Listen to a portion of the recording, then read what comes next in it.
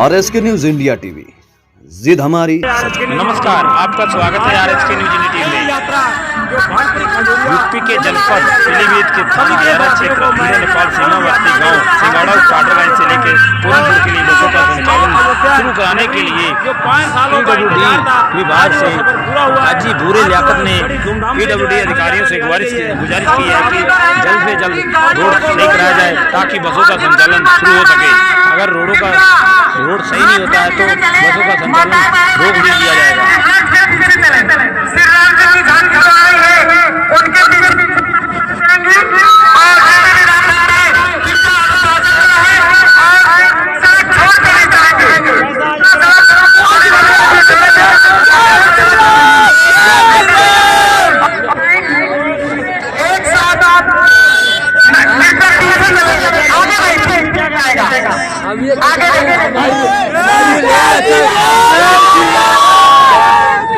जो मंदिर बनाए हैं उनको लाएंगे।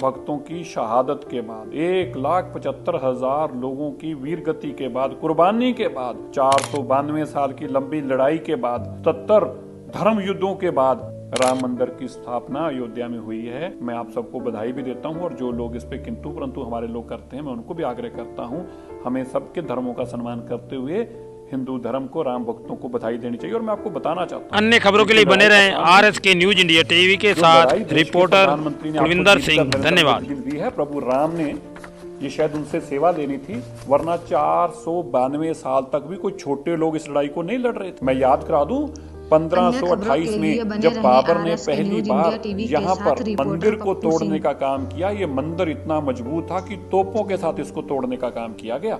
और उस वक्त भी हिंदू बहुत लड़े और हजारों की तादाद में तब भी हिंदुओं की शहादत हुई, लेकिन वो अपना मंदिर नहीं बचा पाए। इसके बाद इसी मंदिर को बचाने के लिए पार्टी नरेश मेहताब सिंह को जब पता चलता है तो मेहताब सिंह इस मंदिर को बचाने के लिए निकलते हैं और 17 दिन तक इस लड़ाई को लड़ते हैं।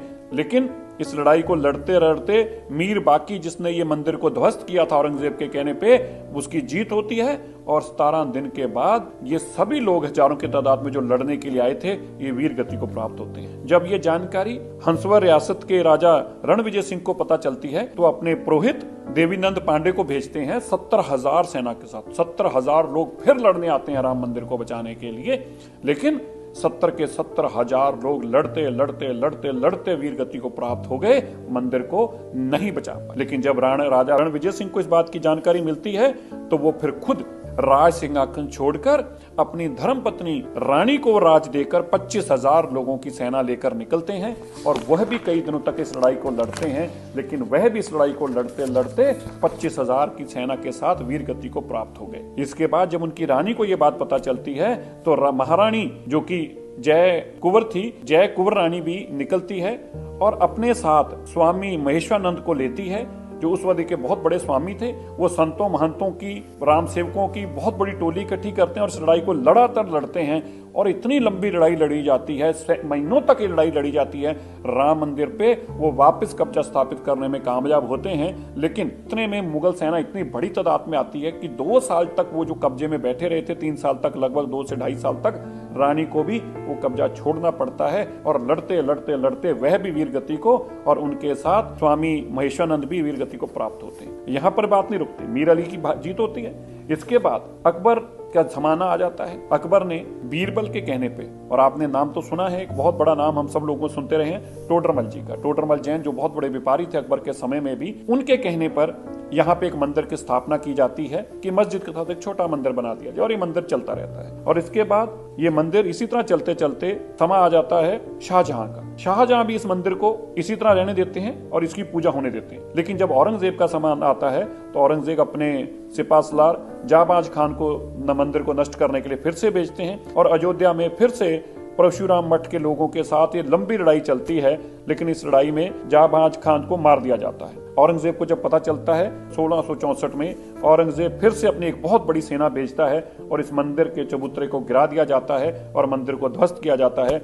और इसी जानकारी को मिलते ही अमेठी के राजकुमार गुरदत्त सिंह जो थे वो अपने साथ पीपरा के राजकुमार को लेकर पहुंचते हैं, लेकिन वो इस मंदिर को बचाने में नाकाम रहते हैं और लड़ते लड़ते लड़ते लड़ते वह भी वीरगति को प्राप्त हो जाते हैं। लेकिन इस लड़ाई के दौरान यह साबित हो जाता है कि यहाँ पे मंदिर भी रहेगा और मस्जिद भी बनी रहेगी और मंदिर की पूजा की अनुमति फिर से मिल जाती है। इसी दौरान अंग्रेजों का राज आ जाता है और फिर दोबारा से लड़ाई लड़ी जाती है और इस लड़ाई के दौरान बहुत बार वहां पे जद्दोजहद होती है और मंदिर की स्थापना हुई रहती है। रामलला की मूर्ति भी स्थापना हो चुकी होती है और इसको मंदिर भी चलने दिया जाता है और मस्जिद भी बना रहता है। लेकिन फिर मुलायम सिंह जी की सरकार आ जाती है। तो आपको याद है देश आजाद होने के बाद क्या हुआ, वहां पे राम सेवकों को मारा गया और ऐसे भी बताया जाता है कि गोलियों से भुना गया और यह भी बताया जाता है कि कुछ लोगों को तो हाथ पैर बांधकर सरयू नदी के अंदर फेंक दिया गया था जिंदा। ये सब संघर्ष जो हुआ है ये 77 बार धर्म युद्ध हुआ है। मैंने आपको बहुत छोटी छोटी 3-4 वाकये बताए हैं। मैं 2.25 लाख वो कह रहा हूं जो आंकड़े इस के अंदर है और इसके साथ और कितनी लड़ाइयां हुई हैं वो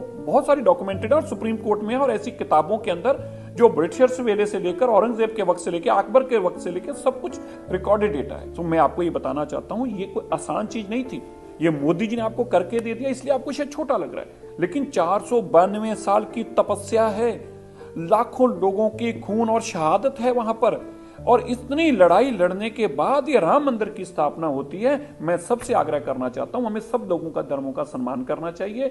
हमें अपना धर्म जैसे अच्छा लगता है इसी तरह सबको अपना अपना धर्म अच्छा लगता है। हमें उनको भी राम मंदिर की बधाई भी देनी चाहिए और इस तरह का किंतु परंतु नहीं करना चाहिए। इसलिए ये लड़ाई भी बहुत लंबी थी और इस लड़ाई को लड़ते लड़ते लड़ते ये प्रभु राम की कृपा मोदी जी पर हुई है कि उन्होंने उनको सेवा दी और ये सेवा उनसे ली और ये 492 साल की लड़ाई 77 से ज्यादा जो धर्म युद्ध लड़े गए, 2.25 लाख से लोग ज्यादा मारे गए और ये तपस्या करते करते करते अंत में जाकर ये प्रभु राम जी का वहां मंदिर बनता है और प्रभु राम जी की प्राण